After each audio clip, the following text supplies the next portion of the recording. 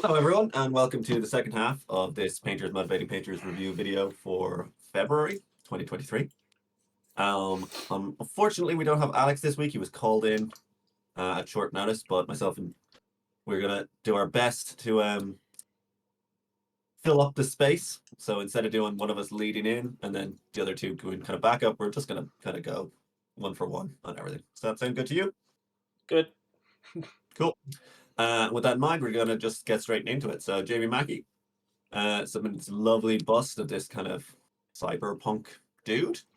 No pictures of the back, which of course leads us to believe that the back must be exquisitely well painted as well. If Even not, better every time. even better, we assume you didn't want to flex on us. That's what you do by showing off the painted back. But it's an absolutely stunning looking piece.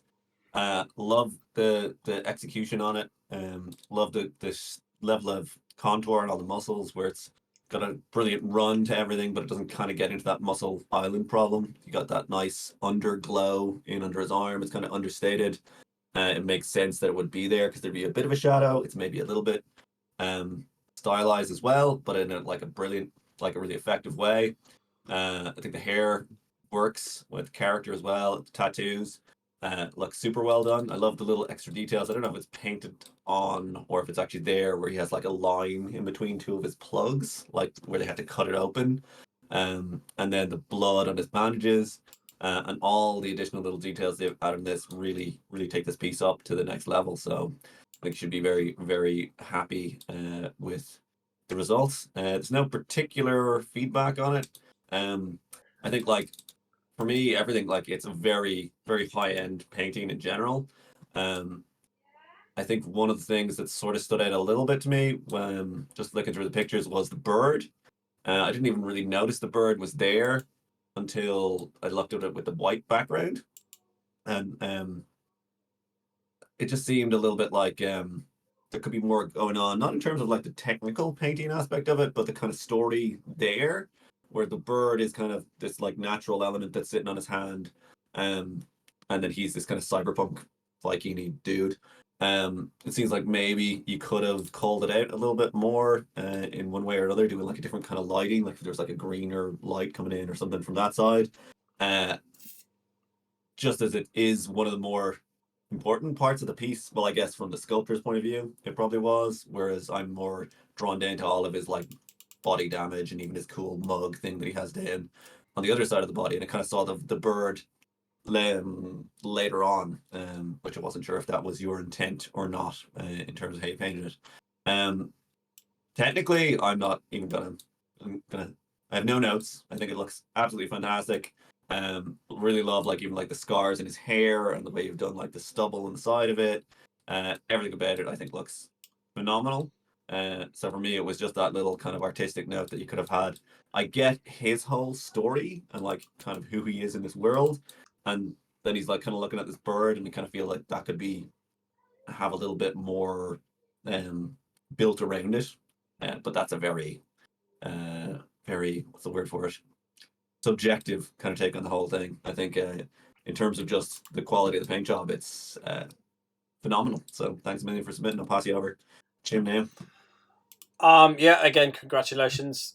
Super looking piece, especially the skin, huge success. The hair, also huge success.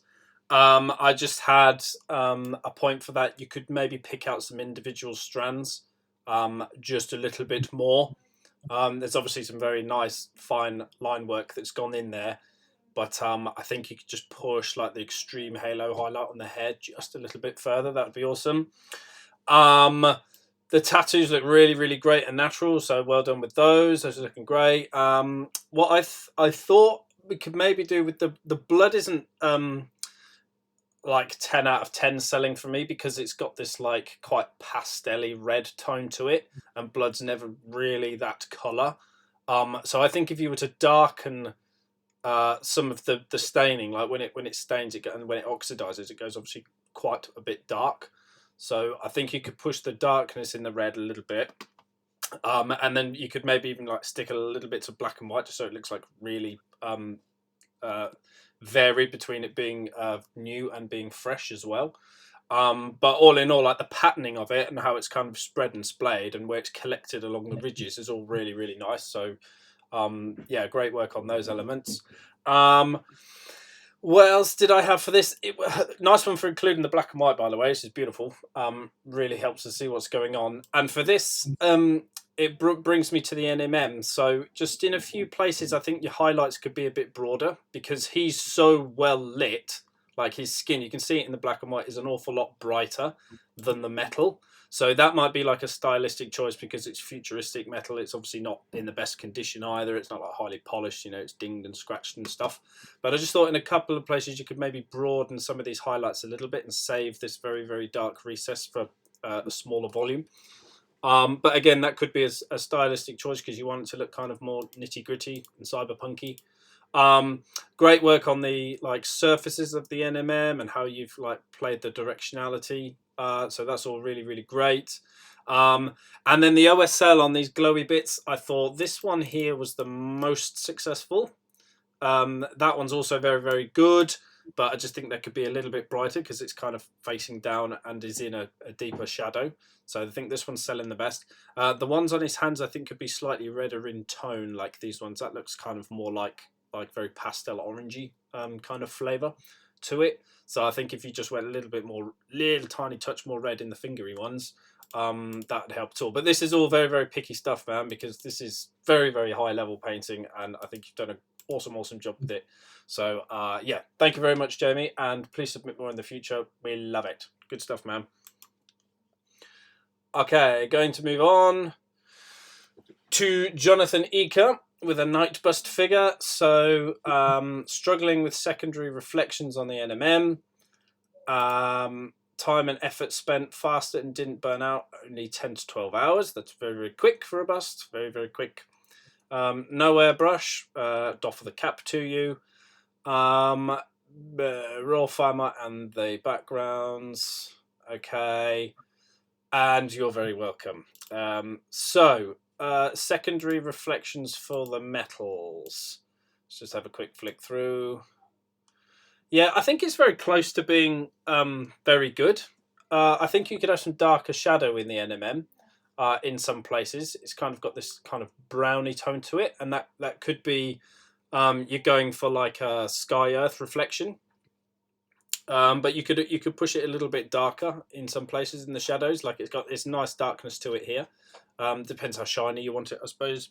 That could be a stylistic choice. Then I've got the mane and the cape are very, very close in colour. So let's try and find a picture of that.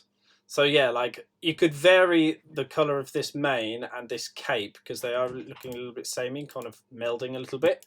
But I like what you've done with the mane. I think it's supposed to be NMM. If not, it looks NMM. If that makes sense, it looks like gold. Maybe Matt will disagree. We'll find out in a minute. But I think it looks pretty good with some secondary reflections and stuff. You've got a bit of texture left over from the dry brushing, so just coming in, layering over those would really help. I like what you did with the leather. You could make some of the brush strokes a bit thinner in some places. It looks like it was kind of a wet dry brush in some places, kind of like damp. And then like you've got this big patch here, which is obviously you've speed painted this essentially, so we can't be too critical. I mean, what you've done here in this amount of time on this bust is very, very good. This is a great example of secondary reflections. I think you've pulled it off really, really nicely here. So I'm not sure which areas you were struggling with, but I think on the back of the helm here, you've done a really nice job of, you've got your zenithal highlight there across the middle, then it goes down to deep shadow, and then you've got your bounce light that's coming off of the mane. So that's very successful. And I think there was an area of that happening here on the side as well. So again, I think that's quite good. Then let's see what else I had. Damage needs to be a little bit crisper and thinner was the only other thing I had to say. So where you got these like dings and lines and stuff, it's not like there's a bit of paint that's gone over from subsequent layers, either brightening it or darkening it. So like save the damage like to the very last thing, and then just try and sharpen up some of these lines. And then also, I've just noticed this one actually. It looks like here the white line is above the dark line. That might be the picture, I'm not sure. It just looks like you've got that the wrong way around. So always the dark line on top, light line below. You look like you've done it sort of all around. Actually, the damage in some places, not here on this one. So yeah, just watch out for that one. Always keep the light line on the bottom of the dark line to help it really sell. But all in all, I think for 10 to 12 hours work, this is pretty stunning stuff. Just refining, smoothing, pushing the shadows a bit on the NMM would really help it along. So thank you, Jonathan. Over to you, Matt. Yeah, I like wrote a whole wall of text here, but I think you've summed up pretty much most of what I was gonna say. So I'll save everyone. Listen to that. I think this bus is really great. It's cool that you set yourself that kind of target of this amount of time, and that like it looks phenomenal for that. Because again, it's a female figure, it's a bust, it's a half bust, and it's all in armor. So all of those things make it really daunting. And I think you've used your time very effectively here because all of the but when I start going looking around for like, things to quibble about, they're all in less important areas. So like you've obviously put most of your focus into the face and the head and then the shoulders and then working down and like the back has enough interest that we look at it and go, oh, it's cool. Helmet looks really good in the back and immediately like my eyes just keep going up to this kind of area here, which is exactly what you want because, even having like somewhat less interest or detail down on like her hips and stuff, like that could be a whole stylistic thing. We're like, well, I want you to look up here, and it's working perfectly. Like I think the helmet is the standout piece for me in terms of like everything really. I think the NMM really works on it. It's got that really battered look. It reminds me of Dark Souls a lot, and it's got like it works really effectively with the battle damage, and again, it's kind of got like the most information density. So you like I keep looking at it and then going, "Oh, that looks great." And then when I look at somewhere else, like the belts, where they're not necessarily as tidy or as refined, I kind of look at them and go, "Okay, boring," and look back up at the helmet. So it's like working really effectively in terms of how you picked your battles on this piece. So great work. Uh, Overall in your kind of workflow there. Technical things. Um, so just a couple of things like on her rivets, I think are an area you could really pick up a bit on, like on her left shoulder, which is an area of focus there. The rivets, highlight runs through it, but like a rivet is a dome, so it has this kind of like microcosm of the whole lighting scenario there. It should have a dark line around it, it should have a highlight at the top, and that really helps sell your NMM even more because the rivets will have your darkest dark on them somewhere, even if it's in a highlight. And similarly, a few down kind of like in less important areas, but I wouldn't worry so much about them. Also, the chainmail looks kind of like that wool chainmail that reenactors wear or in films or whatever. It's not really reading as metallic at all. Chainmail isn't super shiny, obviously, because it's all like rubbing against itself and rusty and stuff. But like the tone you've used is kind of like creamy in places, which it looks kind of weird. Like I don't know if it was actually meant to be fabric or not. Because it's not really looking metallic at all. So I think you could kind of work with that. But again, they're not in super important areas. Um, did I have anything else? Kind of technique wise, the face looks really good. Think in terms of like your lighting situation, you could have more shadow on the face. I understand why you didn't, but like her helmet's kind of realistic. So like medieval helmets are like a motorcycle, like they stick out in front, a motorcycle helmet. So your face is very much in shadow more than you're showing here. But it being a female knight is obviously you don't want to draw attention there. Alternatively, what you could have done is make the helmet be the face, if that makes sense, and then have like a big cast shadow and have like the eyes maybe lit kind of artificially in there, and then have the helmet to your face, but that would be then taking away her humanity, which is probably a bit of a different take on the piece than what you were going for here. I think in terms of like 12 to 10 to 12 hours on this bus to getting up to this standard and like all of the kind of lessons you've learned along the way and the end results are phenomenal. So great work. Fair play to you. Thanks for submitting. We'll look forward to seeing more from you in the future and hope those notes help. Keep them coming. Next up we have, sorry, it just refreshed on me. John Israel with this model here. Doing this as the rough draft of some sort of spaceship. Couldn't tell you what it is. I think it looks cool. It's got that kind of retro future feel to it. Okay, so I think the palette's really nice. I love the kind of yellow. It's not yellow, or it's a blue and orange. It's like cyan and yellow, but it's still very complementary. It looks great, and it's got very kind of like uh, it's got that kind of retro sci-fi feel to it, if that's what you were going for, where it's kind of, it's not grim and dingy, it's kind of cool and bright colored, like a kind of 80s concept art for like a sci-fi novel. Would often have those kind of color pairings on the ships. I think the panel modulation looks really good. It's a big flat piece. It could have been very uninteresting, but you've done great work in terms of like even the actual hue. We can kind of see that it goes to a more of a purpley tone in the shadows on the kind of rounded areas and on the panels that are facing away from the light. And then you've got a much warmer kind of look up top. And then all the wear on the edges helps to like define them. And I think it looks really good. But nothing standing out as being panel modulation can look a bit artificial at times, but it all looks pretty much in keeping. And the way you've done the windows, I think, is great because obviously they look. It's a name for it. They call that like jeweling, I think, in like where it looks like it is glass that we can see through, but there's nothing there. So it's kind of getting selling us that illusion there without having to mess around with like glossing or like having it actually be transparent or whatever. I think it looks really, really good. Main kind of notes I have would be on the freehand of the roses and the decals in particularly, or decals, or however we said. Transfers, is that what we call them? It's an easier way, yeah. Yeah, that number 93. Like in one of the photos, I literally was like, "Oh, was that added on to the photo?" Because they stand out so much. Like the way that 93 sits over top of anything, it looks like it's just completely from a different universe nearly, because it's not featuring any of the weathering or the lighting or anything that we have on anywhere else. Um, so in your finalized draft of this, I would definitely add the transfers earlier in the process, and kind of think about what order that would have gone on. It seems to me like if it's a serial number or whatever for the ship, that would be under the freehand because the people customized it after it. Like the factory would have put on the number, and then whoever owns the ship would have painted the roses on or whatever. And they could even work around it, and that'd be a good way to kind of bed it into the background. Um, Freehand for the roses, I like. I think it looks cool. I think the kind of broken heart, it's like classic, tattoo kind of like style stuff.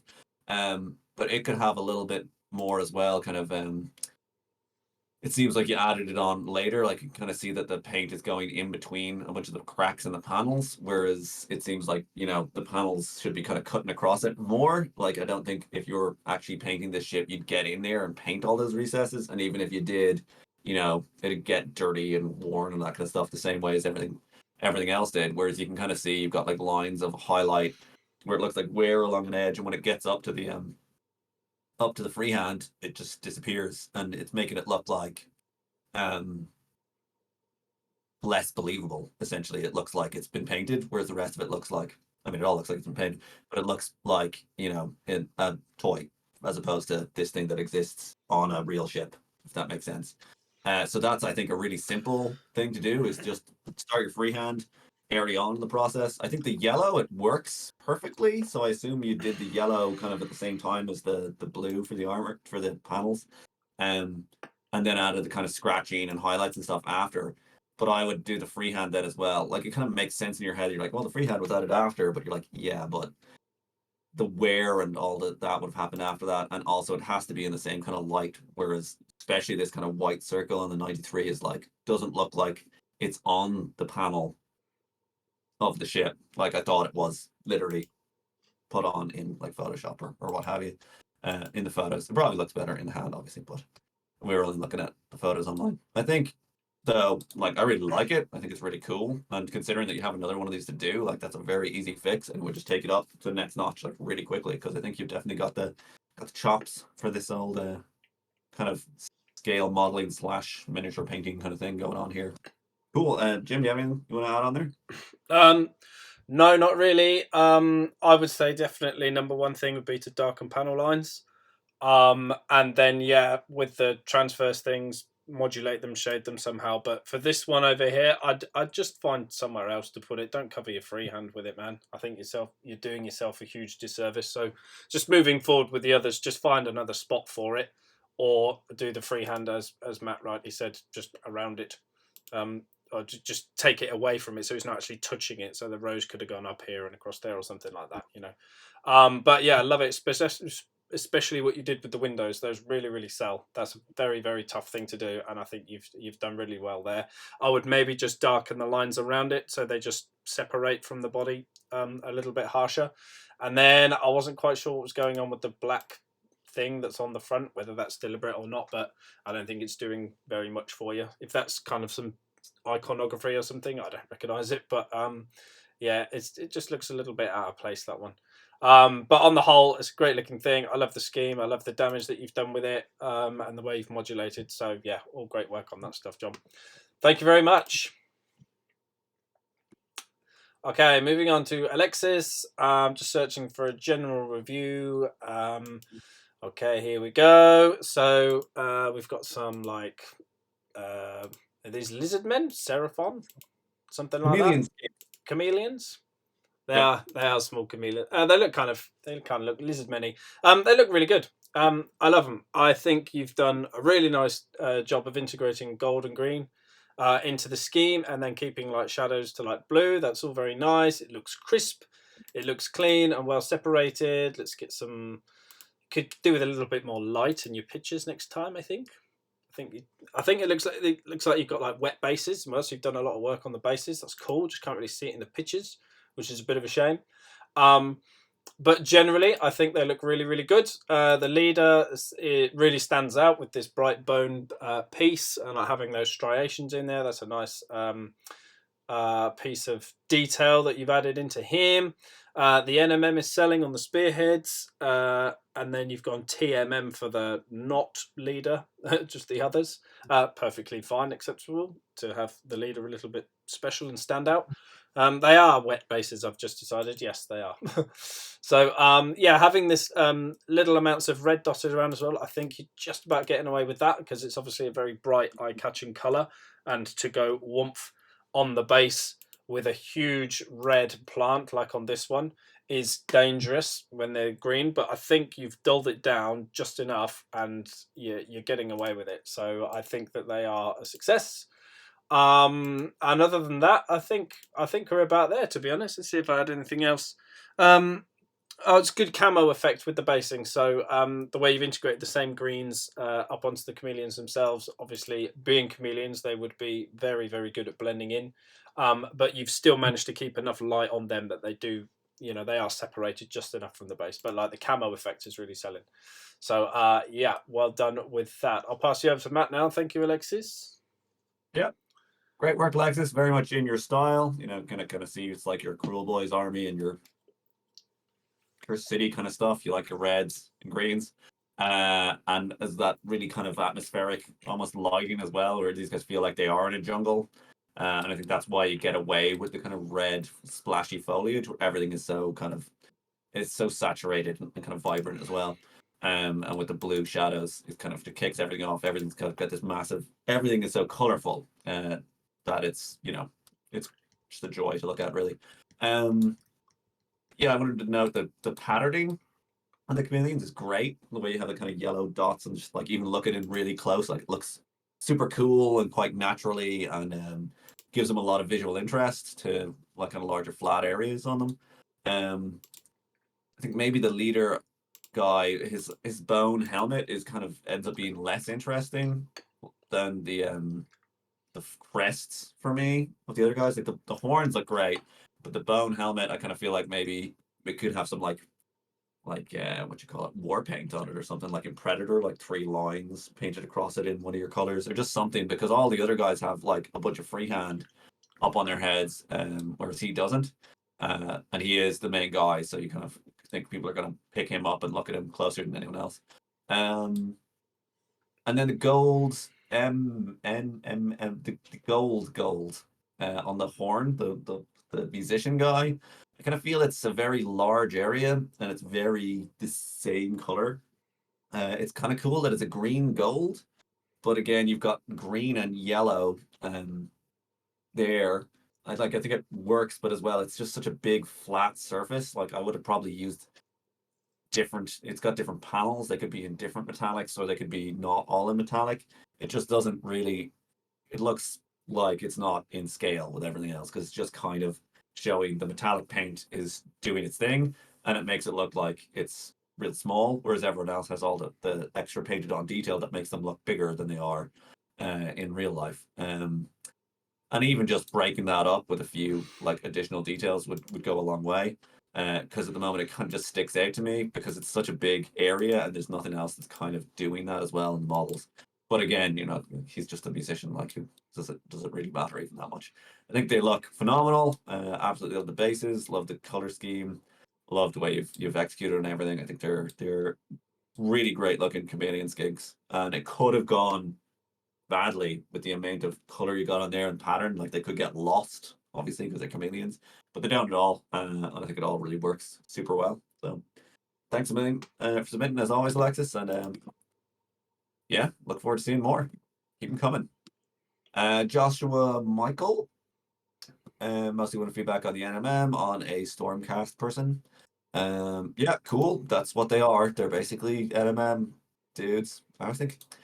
Do they deliberately look like Cybermen from Doctor Who, or is that like a coincidence? I don't know because I've never watched Doctor Who. Oh, okay. Well, their helmets just look weirdly similar. I'm like, what's that about? Anyway, I think your reflections on a helmet, you basically nailed it. Especially just this particular one on the forehead, where you got that kind of, it's like a square that's been distorted by the shape of it, and it's just a solid color. Like that, it has a perfect placement, it has a perfect value. Like that on its own, just that little swatch basically sells that whole area as being metallic because it fits. You could, because you, that's the thing about NMM. Like, if you can do very little as long as you get it just right, it'll work because your brain just goes, yeah, that's where the highlight would be there. That's what shape it would be. So that's like perfect. You don't need to have these big gradients on everything. That's more of it's more of a kind of artistic convention, to be honest with you. Uh, just having that focused light, like it almost looks like it's like coming from a window or whatever. In other places, it is a bit more stylized, like the way you have it on his like left leg, where we can see the kind of layer lines and it's going from light to dark. Like that's fine as well. It is a miniature, you know. We're not trying to make it look like photo real or whatever. Um, but I think you're kind of leaning a bit hard on the edge highlights in places. Um, whereas it doesn't necessarily have to, like, they're kind of thick in some areas, and you kind of have them quite well dispersed and everything. Whereas, some areas don't get an edge highlight depending on which way they're facing, if that makes sense. Um, because it's a reflection. And like say that like halo thing coming around his head, it's got like the same edge highlight like going all along here. And you're like, how is there a light that's hitting that at the same intensity at every angle when it's going through like 180 degrees of rotation?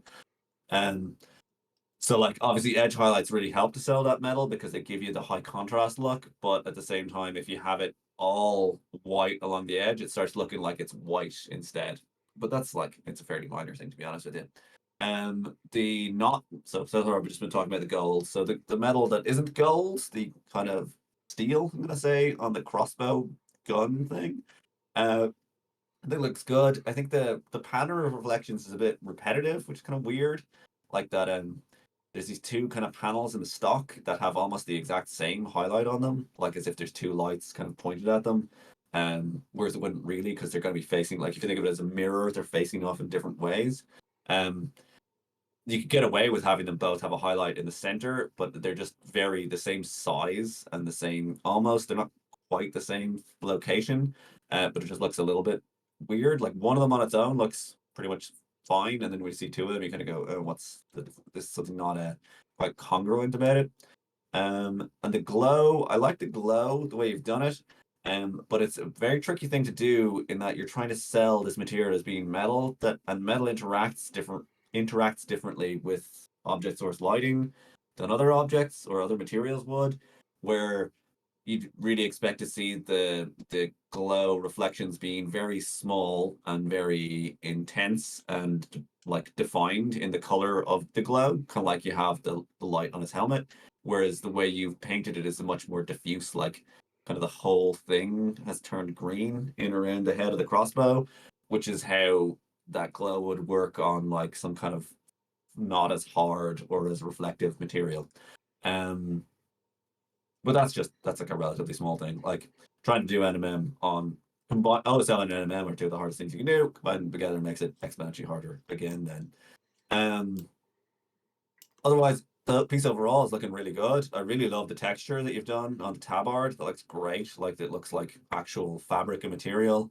I think the base is working for what it's doing, supporting the model there. And I think like, it looks like a really good example of Stormcast in an NMM style. So uh great work. I'll pass you over onto Jim now. Yeah, sticking with the base. I would say you could do with dirtying up some of the stuff that's on the floor.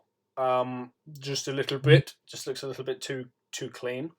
And also paint the tufts via dropping a bit of shade in, dry brushing them. You can do this before you stick them on, by the way, while they're still on the paper. Just adjust them ever so slightly because it's the only thing on the base that isn't painted. It stands out immediately. So just next time, do a little bit of dry brushing and washing before you remove them from the pad. It's a cool trick. And I think the NMM is all very good. You could maybe smooth it out a little in places, but other than that, I think it's perfectly acceptable. You could broaden the highlights a little bit on the shinier stuff. As Matt said, these two being the same is a good example of that. So those highlights are very, very, very focused in the middle of those panels. So just broadening out some of the highlights in some places would be cool. And then for the OSL, I think this is way too bright for what this source is. So to turn this around, you need to make this an awful lot brighter, the actual source, an awful lot brighter. So like pretty much white, and then just like with some green around the edges. And then glaze like a very, very faint amount of that green. And then you shrink back the glow cast way, way, way back because he's in such a powerful light to be so perfectly lit. There's no way that this glow cast would be happening this strongly. So if you scale that right back down to about this sort of area, and then the shadow color of the metal that it's casting on, i.e. this deep blue, there needs to be a ring of that around the glow cast to act as the shadow, because anything that casts a light on here that's bright enough to change the color of it would also cast a shadow. So the reason it doesn't sell is because it's all sort of washed out and the green is just fading out just generally without a shadow. It needs to fade out, you're right, but then it needs to have a very dark shadow before it goes back into the regular colors. All right, but as Matt said, fantastic work with the tabard thing that sells as wool to me, so very well textured. And the colors and values on the whole rest of the MIDI I think are really, really good. So nice one, Joshua. Thank you very much. Submit again, please. Moving up,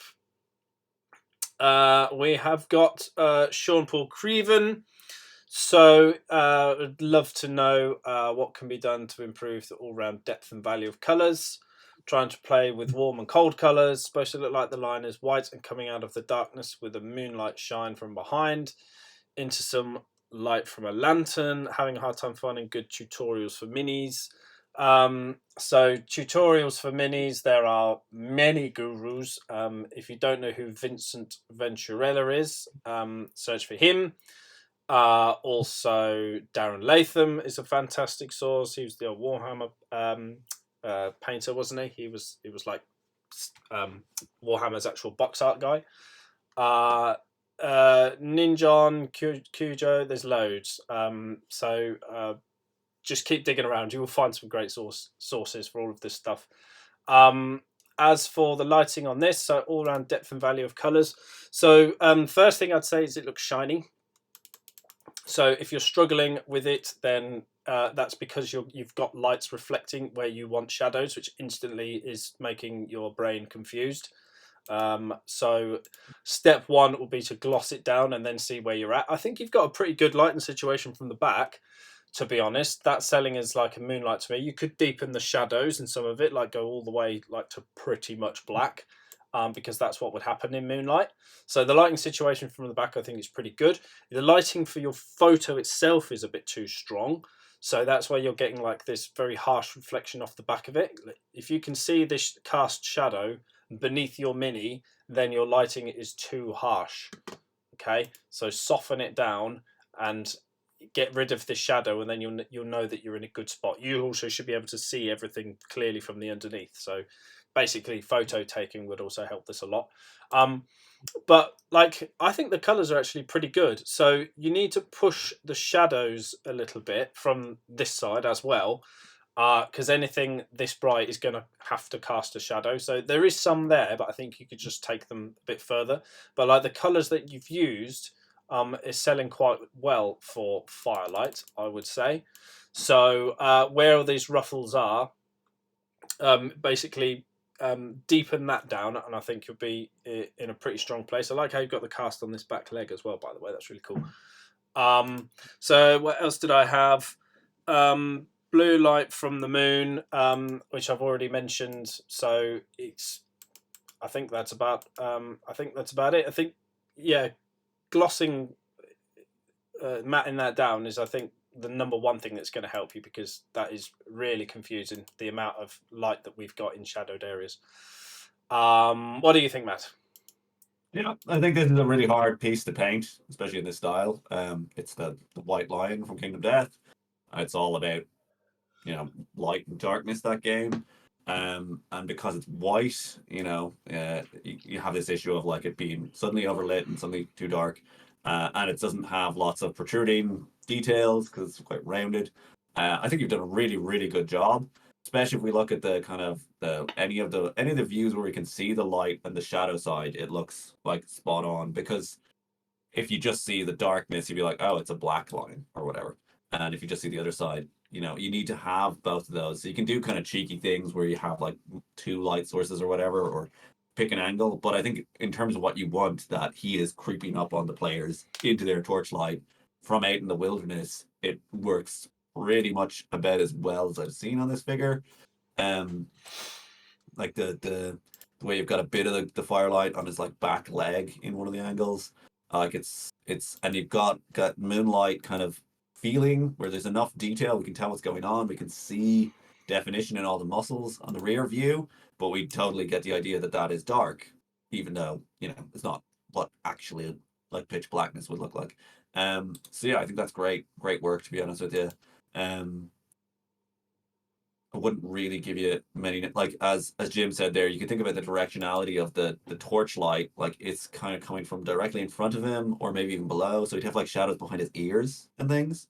But that's kind of hard again with the figure to figure out where things would be, and especially when you have large areas of fur where you're like, oh, would like kind of go through there or whatever. I think you've done it really well, particularly in that one where we're looking at his right creepy human hand. He has human hands for some reason. Um, that one where his right hand is sticking out and he's kind of facing off to the left, like it looks exactly like, you know this kind of classical idea of darkness into light going on. And boy, do I have the tutorial for you. I'd agree with everything Jim said there, but if you haven't heard of Sorastro, Sorastro, we might even link it up there. I'll put it in a comment or whatever. He I'll do does it all now. How do you spell it? SOR. Sorastro. I'm So not going to do it in English accent for you. Astro. What's the name of So the video? Do you remember? just look him up. He does all of the models from Kingdom Death, and he does them in this style where he has multiple light, like everything's an object source lighting with like ambient light coming in. I'm not sure if he does this exact model, but he does all the other, or a lot of the other characters. So like that'd be a great one for you, as well as just the plethora of great tutorial channels that Jim's already mentioned. But I think this is great, to be honest with you, for Kingdom Death. Like it's more or less exactly what you'd expect it to be. I like the glow in the eyes as well as a nice little touch. Man it down. Job's a good one. Like good work. Thanks, man, for submitting, Sean. And we're gonna move up to Lance with this genie lady. Genie lady. Okay. First of all, I like the colors that you picked for this. It reminds me of it's a weird reference. Magic the Gathering had a set, and there was genies in it, and they were red and blue was their color of magic, and she's red and blue. So it immediately made me think of that. I don't know if it's a coincidence or not, but I think it works. You've got a very saturated red and a very saturated blue, and she doesn't look necessarily like a real person, so that's fine. It's like the genie from Aladdin. Like he's blue, cool. You don't need to have any call to realism there. It's not a real person. Um, Couple of little points I would have. You could probably separate some of the elements a bit better. Particularly, you can see like her armband thing she has the blue skin color on it, so I can tell that was like painted afterwards around the edges. What you want to do with that is either just go back and touch it up with your metallic paint, which can be a bit of a nuisance if it looks like you've done like a metallic paint with a wash over top of it, or you do the metallic paint later, or you could do a trick where you basically just use a darker color to rim everything, which creates kind of a shadow and solves that problem for you. But whenever you have color spilling over from one area into another, it kind of makes it harder for us to like pick out the details of the mini, and immediately makes it just kind of less detailed looking, if that makes sense. It's like having camouflage patterns where like you've broken up the outline of it. So watch out for that. I think color combination. Sorry, I didn't say this earlier. I was making weird references. Color combination's great because it's so bright and saturated, and both of them kind of work together. It's very eye catching. Um, I would definitely gloss. It's very, very glossy. So it's okay to have a bit of gloss, especially if you're going for like some sort of weird, like watery looking thing. But it's all very glossy. So there's like metallic bits of it that are about as shiny as the hair, as the magic effect, and the skin is slightly less glossy, but it's still very glossy. So I'd be selective with that. You want to either matte it down to some extent, or matte everything down, or matte some bits down, and just kind of think about how the because some paints are naturally glossy, um, and you need to kind of counteract that, because otherwise you'll get things like the lights in your room lighting up shadow areas in the model that you don't want to be lit up. It can look good under certain circumstances, but it can look a bit distracting as well. Um, and then I'd say to do her eyes, even just some solid color, just like white or whatever, just to call them out there. And maybe your lips could be red, just to have more detail in the face to bring her attention up there.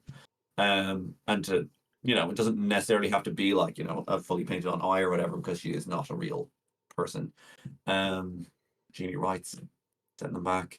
And it'd be nice to see some sort of a base, like she's on this kind of cloudy thing, but even just like, I don't know, big carpet, or like a bit of a desert base, or even just a stand for her to be on, so we kind of know where the mini ends.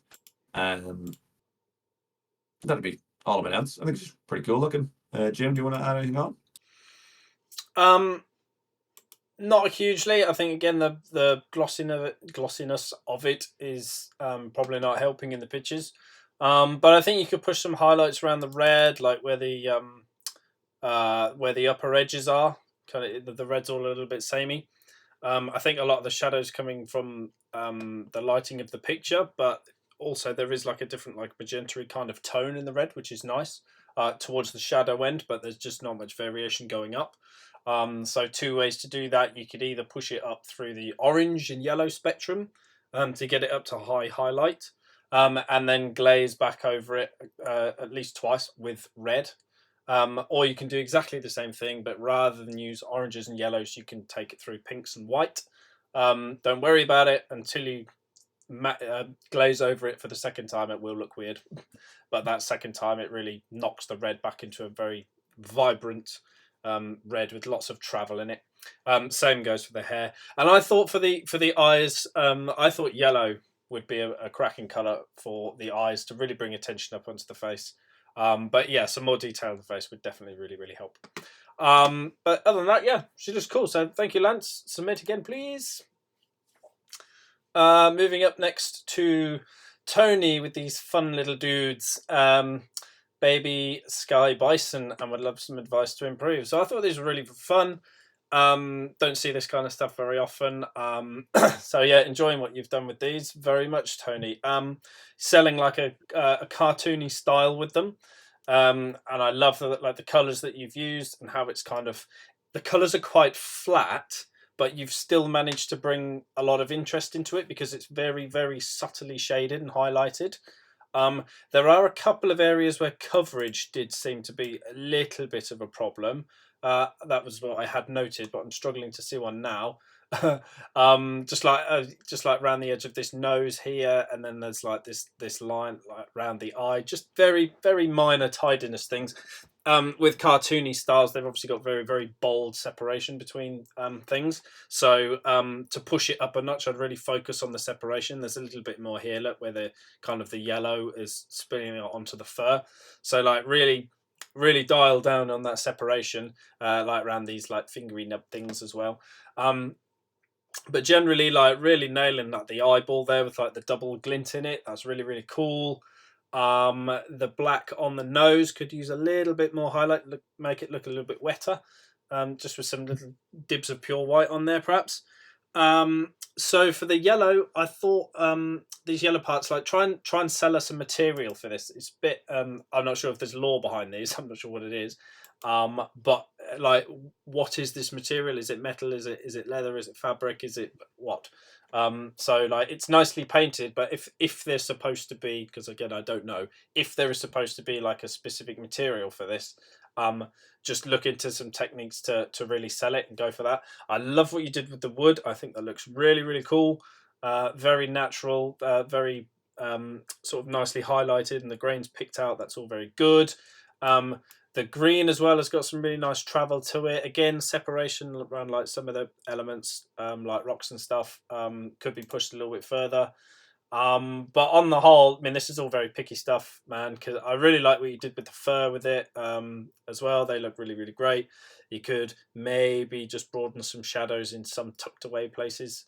But again, that's pretty picky. Because I'm really enjoying these, man. They look really good. So well done, thank you, Tony. Matt. Yep, I'm just gonna say yep. And Jim won't let moving me on. stop. Yes, yep. Yeah, these are real cool. Like they're in the color scheme. They're from Avatar, the cartoon, not the film. There's a film. Don't watch it. What's the But first yeah, one? they're perfectly in tone. I don't know what material that's meant to be. I don't think it's just there. They just have arrows on their heads, as far as I'm aware.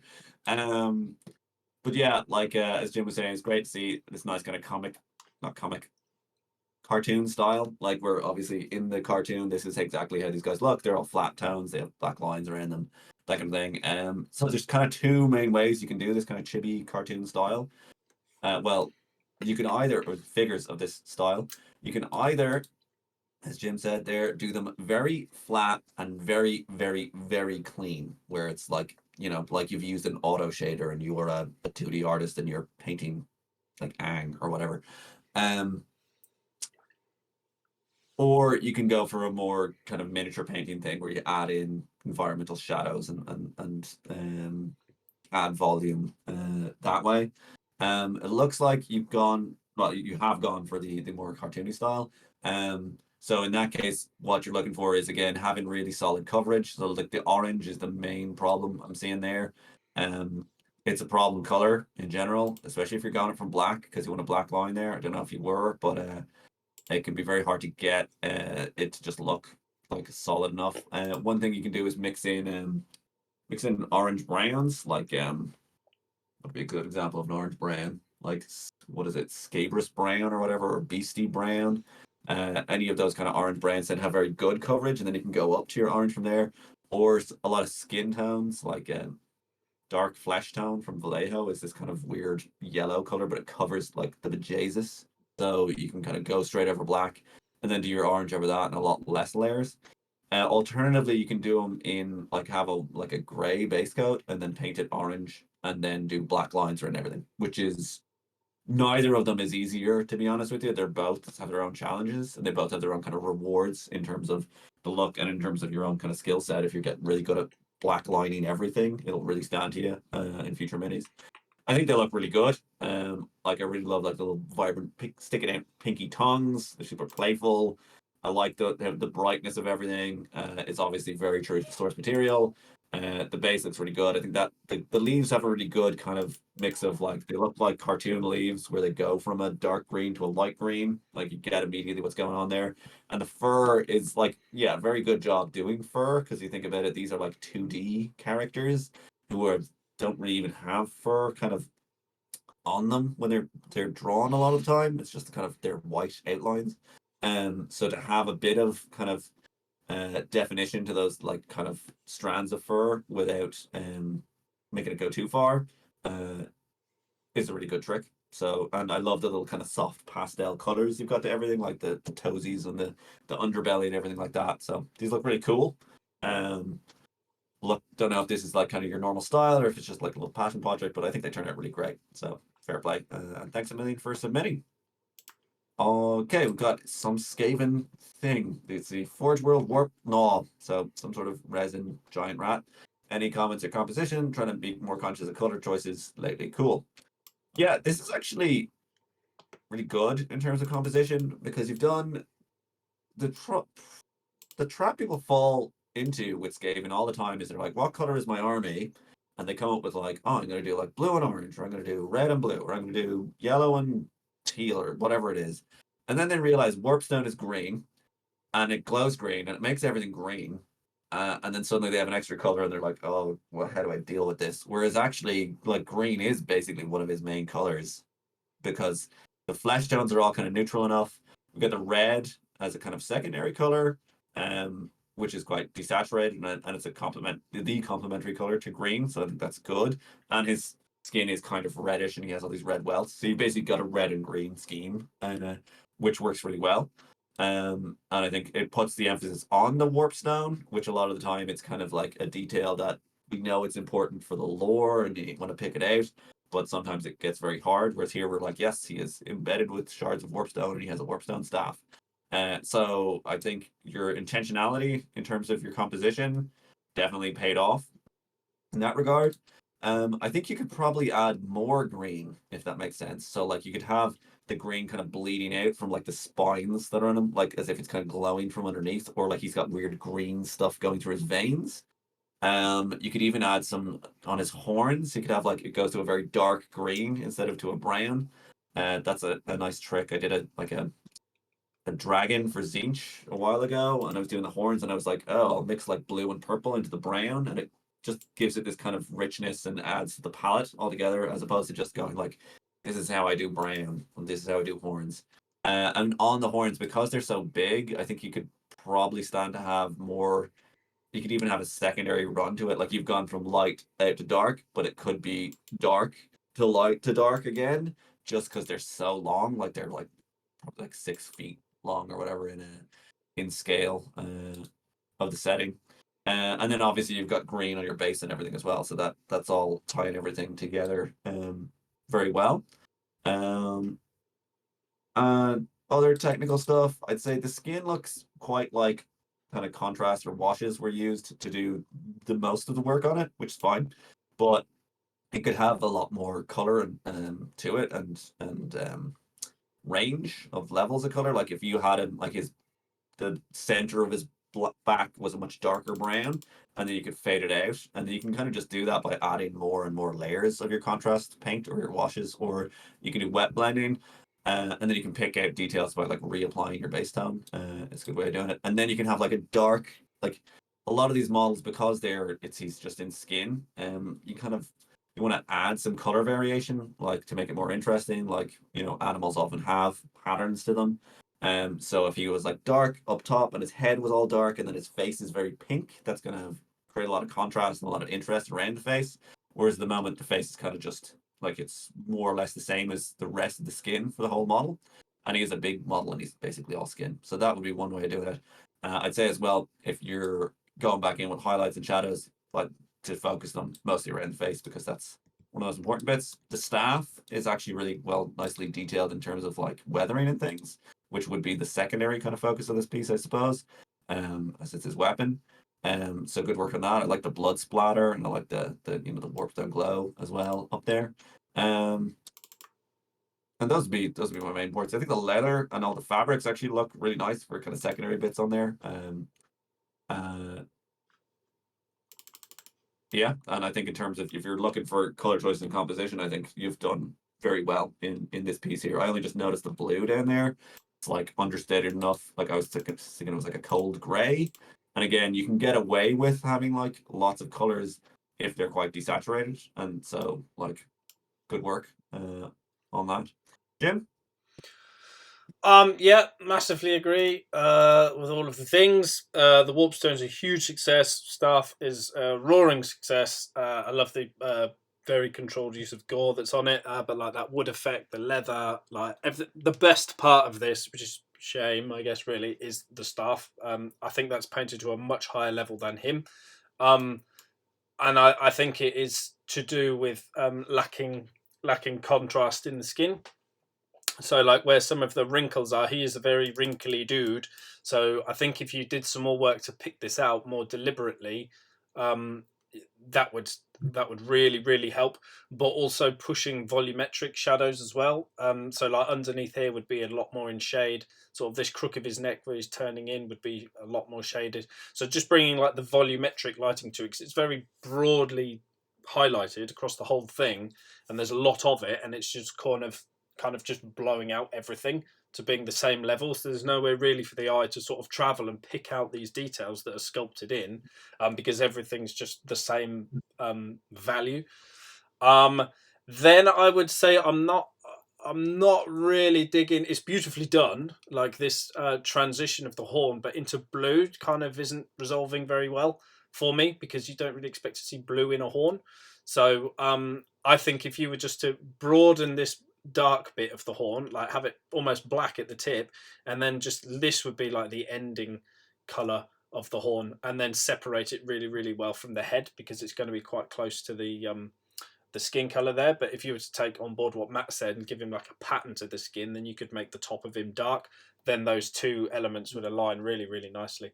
I like what you did with the base. That looks suitably gross, and what you'd expect for one of these dudes. So that's really, really cool. And then some of the other textures, like in the fabrics and leathers, as Matt said, really, really good as well. So, but like these stones particularly, they just look awesome. Like there was one where there's like this like tiny little, where is it? There, like this tiny little facet that's almost like pure white, but it makes the whole thing just stand out just by that one little corner of being the super bright highlight. Just makes the whole thing just really, really pop. So yeah, the warpstone stuff's looking really amazing, man. Really, really good. And then there was only one more thing I had, which was the mouth. Like inside the mouth, I think that red is like too vibrant. Like the red in the eye is cool like that, but I think like inside the mouth that should be like a little bit darker because it would be quite shaded in there. So yeah, that's just standing out as a bit. Whoa, that's very, very red and stealing all of my attention at the moment. Um, but yes, very, very cool stuff. I might like to try and paint this myself actually because that looks like a damn fun figure, and I hope you had fun doing it. You should be really, really proud of that stuff and the gemstones particularly. Great stuff. Thank you very much, Robert. Moving on then to who have we got next? Luca, general feedback on the whole model. Thanks in advance. Very, very fun. Very, very bright. Wow. Very, very cool. I like this. It is a riot of colour. Blue, red, and green. All quite big areas, all very, very bold colours. And I think you can have two. You can get away with two colours being very, very bold and bright. The third one is making it a bit too noisy, I think. And if it was me, I would probably desaturate the blue of the body a bit. Maybe Matt will agree, maybe he will not. We'll find out in a moment. But I think that'd be quite easy to do because you could just keep highlighting it up towards a very, very sort of lighter pastel blue, and you'll bring like a certain element of sheen to the skin as well, doing it that way, which will look quite cool. But I just think that between the three, the feathers on the head aren't too bad, but they go a lot like further away from blue into white. So I think if you were to do that with the skin, that would really, really help. I love the way you've separated everything. It's gorgeously separated, very, very tidy. Like the striations you've got in the bones and the wood and stuff are really cool. Even like the roots that are coming out of the ground. Like the mud going up on the rocks is really, really selling as well. It looks kind of like wet and damp around this area of sludge, but then the rest of it's kind of dry. So like the level of tension in the base is really, really great. I am loving it. Did I have anything else?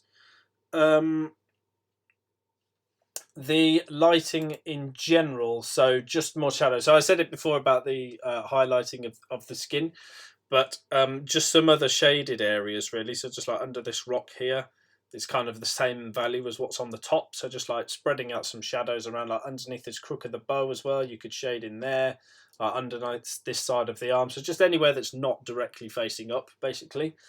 Just add a little bit of shadow, just a darker value, or just you could just cheat if you want it quick and easy, and just do something like a null oil mixed in with a little bit of the base color of what you're shading down. Would really help just take it up a level contrast wise, because I think mostly it's highlighted very well. So just pushing the shadows, just take it the other way to add that extra bit of contrast. But yeah, other than that, very clean and tidy, very nice work. Well done, Luca. Matt. Yeah, it's big, bold, and beautiful. Very like, I think you can get away with doing big chunks of really vibrant color if that's like literally what you're going for, and if you put it on so precisely as you have, like the way the red, just like red runs down his chest and then it turns into spots, but then they turn to blue spots, and it's exactly like you see on like a poison arrow frog. Like I think that works very well. I'm trying to have red, green, blue, and also there's purple, orange, and yellow on there, just like scattered around randomly. Yeah, very bold move. Um, and I think it works if you're going for this like completely outlandish character who's really just like super colorful and fun. If you were gonna desaturate something down, I'd probably make the blue darker, like around his feet and things. You can take it down into like a black. I was thinking of a particular frog that is black with blue spots. And the green, you could make that up into a more of a yellow green, almost like I think on his leg it works a bit better because it doesn't read as such like a solid green, whereas on his arm, the bit there, like the fact that there's it's if it's broken up more with other colors, it kind of lessens the value of the green. Then we kind of think of him as being mostly red and blue. But I think if you're going for like he's red, blue, and green, like I would just go for it. Um, like you've put in lots and lots of detail into the other elements that are more neutral, like the all the bones and teeth and all that weird stuff. Um, which I think helps kind of add interest to them and make them separate from him. And also it gives it this kind of like stylized look, which I like. The feathers, I fine. I think maybe you could have a bit more variation to them, like if they had like black around the edges or whatever, just to make them look more in keeping with the model itself. They look a bit like you painted them and kind of dry brush them in a little bit.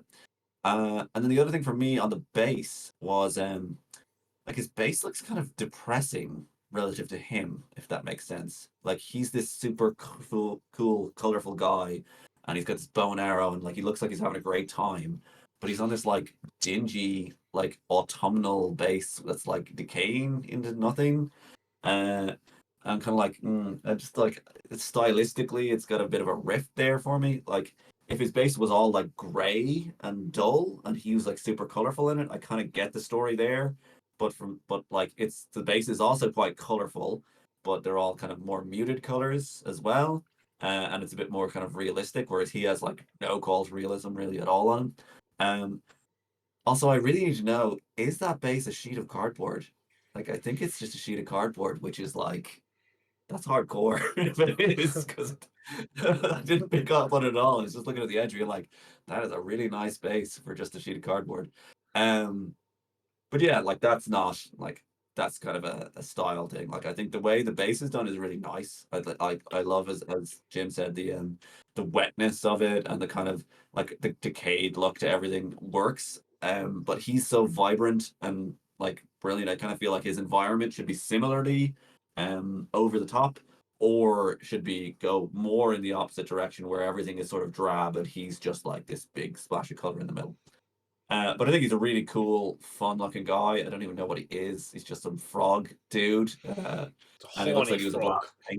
Yeah, and thanks a million for submitting. It was great seeing something that's got such a pronounced style. So I really love the patterning and the way you've approached everything on it. It's great. Thanks a million, Luca. I hope to see you again. Moving on up, Angelo Zakarin. First time posting here. It's the chef from Winework Games. Trying to make it a bit more sinister and try to emphasize that in the paint job. Well, yep, it's a hell of a first submission there, Angelo. This is a great looking bust. not familiar with the piece, but absolutely love what you've done with him. I looked at a few other examples thereafter. Um, what did I write about this now? Uh, yeah, just like really gorgeously done in terms of how you've rendered everything on there. The nautical theme I think really works really well, where you've got lots of like blue greens, like the glow coming up on him looks exactly like that bioluminescent glow you get in the sea in Mm. some places. The way the tentacle, it's got that blue green color to it, and then you've got these little lines that look like ripples and waves on it. That's like super cool. And the way he's got these old tattoos, and they're like he's got his scales on him, that kind of thing, makes him look like a sailor who's become a chef or whatever. Um, so like I think I really love that kind of aspect to it. It's got that really dark aesthetic with this like glowing cigar as well, makes it sell the idea that he's like at night he's coming in. Uh, and it really has this dark ambience that immediately makes you think of like H.P. Lovecraft, like was it Shadows over Innsmouth or Dagon or whatever, where he's in this town, he's got this giant tentacle, and you're like, what's that about? Um, I think the skin looks really, really good. It's very realistic. It's got a huge amount of color to it, especially like even the rear view, which is something that we kind of like lose out on sometimes. Like you've got the definition in his left arm of all the muscles, and it all looks natural. And you got the red in his elbow, and the tattoos are kind of sitting down. I think the tattoo on his left shoulder, just here, looks a little bit rougher. Yeah, and I'm not sort of like it was done roughly by the tattoo artist. It looks like it could just be have a bit more of the skin tone put over it, or just be tidied up. But again, it's like the least important part of the piece, and you've already put a lot of detail in there, so it's fair play for doing that. Um, I think the face is very nice. I think he's very handsome, and he has a very like perfect kind of looking complexion around his face, whereas the rest of him is very kind of grizzled and rugged, and like his fingernails are dirty and that kind of thing. So I'm not sure if that's like was intentional or it's to do with having like because you have much more kind of contrast and light colors on the face, whether that's kind of happened naturally. Like I think the face looks really really nice, but like it looks quite a bit different stylistically, say from his left arm, which is much more uh, what would I say? Just kind of grittier, I suppose. I really love the color of his eyes as well, and the way it kind of got the catch highlights there, and the shadow in his mustache. It's great.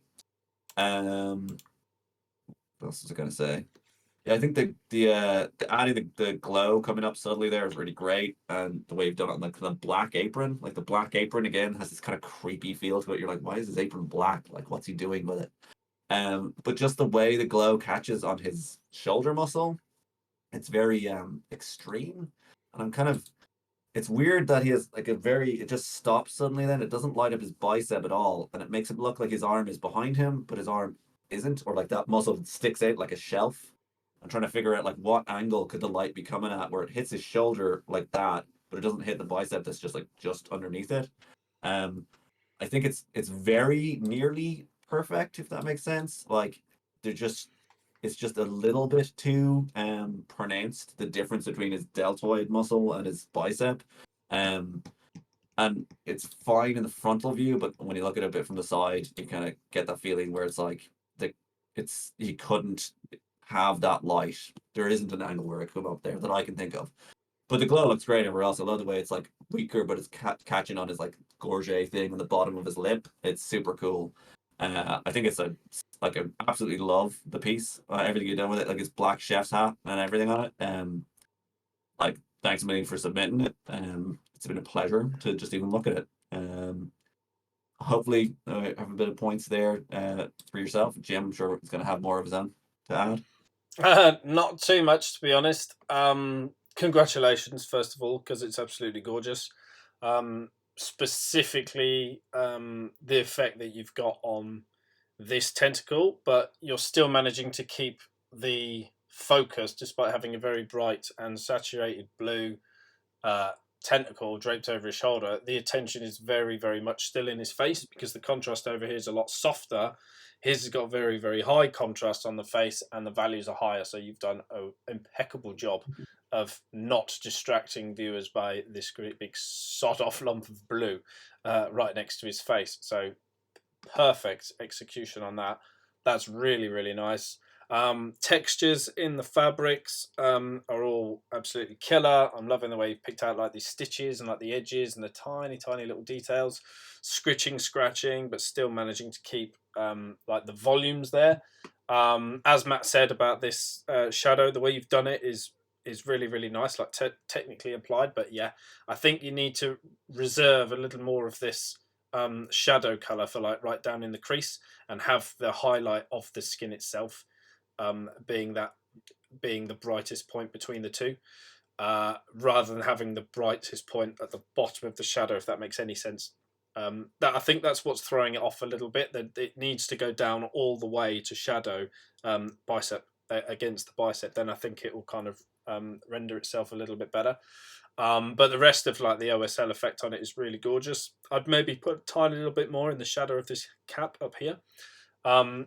Directionality, shading. So like the OSL's not reaching this eyelid, so I can see you very deliberately kept it on that side of the face because the angle of lighting is coming this way. So I think you've got a little bit there. I just think you could bunch that out a little bit more. I think that's slime on his vest. That's very, very cool. This line here against his apron is a little bit sloppy, it looks almost. So I just go in and tidy that up somehow. And then the other thing, speaking, not really a tidiness issue. It's just like this. If I zoom in a bit here, like the occlusion shadow on his eyebrows is like a little bit heavy in places. It's making him kind of jump out, like, but for the wrong reasons. Like the rest of it, it's got very, very soft. It's not as dark as these ones or as thick. So I just think if you could get back in here with this skin tone and just sort of soften those shadows above his eyebrows, that would really, really help. You've got it that dark down here on the underside of like the stash, his magnificent moustache, but like I don't get why the shadow is that deep on the top side of his eyebrows. It's just maybe that would be better on the underside, but yeah, it's just making the eyebrows just not quite sitting quite right for me. But other than that, the face is pretty much spot on. I think you've done a really, really great job of that. Pinking the nose and the cheeks and the ears, stubble, but also stubble highlighted with blue. It's all gorgeous, very, very nice. Then round on the back, I think I spotted another cleanliness thing. Yes, the blue on the rope. Tidy that up because you're way better than that. So this whole bit of rope, I think it was around the other side of it as well. Yeah, like there's blue all over the rope. So just tidy that up. I get it's like a very, very minor part of the whole thing, but get that rope all tidied up, and that'll be smashing. And then I think the only other potential opportunity was to like maybe make the tentacles look a bit glossy. There might be a bit of it there. If so, I mean it's a bit blurry there because the focus, but yeah, I think it looks like it's still got a bit of life in it. As in to say it's not like just dead weight flopping down. It looks like it's just been cut off and it's still got a bit of life, hence flapping around. And if that's the case, then I think you could up the glossiness of the actual suckery bits, the suckers. That would be a nice little touch as well. But on the whole, very, very successful piece. And I absolutely love what you did with most of it. So congratulations, Angelo, and please do submit again. Okay. Oh no, what's Facebook done? Oh no, we're good. Right, last one, isn't it? I think Max. Yeah. A little late to the party. You were slap on the wrist for you, sir, but it's all good. We'll crash on. Aiming for a high tabletop quality. Not asked for any other feedback other than that. So I think you've achieved very, very high tabletop quality with this. I think it's as simple as that, to be honest. Lovely looking stuff. I don't know how long it took for you to paint, but you've obviously put a lot of effort into the blue and shading it up under the wings. That's awesome. There's some good travel in the skin. I like what you've done with like the blood and guts and goop. Like it looks very random in its placement and in its sort of intensity. So there's some big blobs, there's some small ones, there's some running. The axe is obviously seeing quite a lot of action. I think less is more a little bit with that, but obviously don't go changing this one. But it's obviously made a big mess on him, but I just think you might have overcooked it a little bit. This is obviously a choice thing, how much gore you put on stuff. But the backs of the wings, like that looks awesome. Very very bright, very very glowy. Like for tabletop, I think that's way above and beyond what most people would expect for the table. So I think you've got like a bit of accidental glow as well from like overspray from the airbrush or something, but I think it's working. I think it's absolutely fine. Happy accidents, as Bob Ross says. Then with the base, I thought you could possibly get away with little bit more washing, like around the rocks. It's a great variation of color and textures that are in there. But I think if you just to, not even like straight washes, man, just like dilute them down a little bit, just to bring out a little bit more in the base. But I wouldn't really do much to the figure, to be honest with you. In terms of tabletop, I think you've done a more than stellar job with that. It's just the base, it's like a bit too bright. It's a lot brighter than him, so I think if you knocked it back, it would also bring out some of that detail as well, make it look a little bit crisper. Because there's quite a lot going on there. Especially with like the different, like you've got the rocks and you've got like the cracked earth and then you've got like the dusty earth. So yeah, just bringing out some more of those details with some controlled washes, I think would really help. But on the whole, yeah, I wouldn't do much to the demon dude at all. I think he looks absolutely awesome. Great color combination as well, orange and blue. Wicked, with a bit of magenta in there as well, like in the wings for the veining. Really enjoying all of it, mate. So yeah, awesome stuff for tabletop. Really, really good. Well done, Matt. Yeah, I think compared to the Korra from Matt from last month, like this is a huge step up. You've absolutely done the right thing, keeping the red magenta for like just for the axe and like accents veins in the wings. It makes the whole thing have this much more kind of focused look, and the basically the orange and blue look better beside each other without like kind of an interferency kind of color in there. Um, and yeah, I really loved it as well. Like the way you've got the blue, you've done all the chaos trim in blue, which is a really nice, interesting take on it instead, where it's like I don't know if it's meant to be verdigris or it's just blue metal or whatever, but it works really well. Whereas the temptation would have been to do it the other way, where he has blue armor with gold trim, but I think this is actually way cooler. So fair play for doing that and thinking of it. I wouldn't have thought that at all. He has the odd theme line in like a couple of places. He's such a big model. He's got so many pieces. I'd say like, and for tabletop, like it doesn't matter at all for tabletop. But just for your own awareness. And like Jim said, like I really love the base. I just love the naturalistic textures you got on there. Where you're like, oh, there's ground, and you're like, oh no, there's like 11 kinds of ground, and then the plants and all the different stuff popping up. And it kind of feels like, yeah, I'm in a happy desert. This is a real desert. I am a big demon guy, and I've come here to wreck stuff. But the vertical thing he's standing on could definitely have a bit more shader in the sides because it's going to cast shadow on itself. Like the desert itself is going to be flat and well lit everywhere.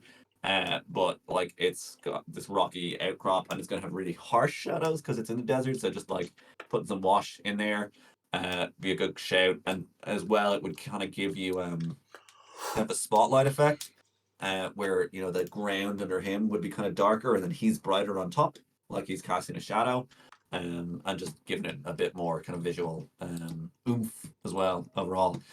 Great looking guy, really cool idea as well, having like the test piece being the Korgorath and then being like, oh, and here's the main actual centerpiece guy. He definitely turned out better for it. So He does. It's great work. much, much, much, much better. Yeah, more forethought than I would ever have in doing one of my armies. So fair play to you. Thanks a million for submitting, Max. Thanks a million to everyone else for submitting because that takes us to the end. Thanks for watching the video. It's been our pleasure to have you along for the ride. If you want to get on board with the Painters Motivating Painters, we're just one small part of it. It's a Facebook group, free to sign up. Just log on and enter your details. There's a couple of questions you have to answer, all of them apparently. And a lot of great people on there, always willing to give help, take people up to their next step in the painting journey, wherever you may be. It's been our pleasure to review the miniatures that have been submitted. Thanks so much for putting your work out there for us to review. And we'll see you next month in the next video.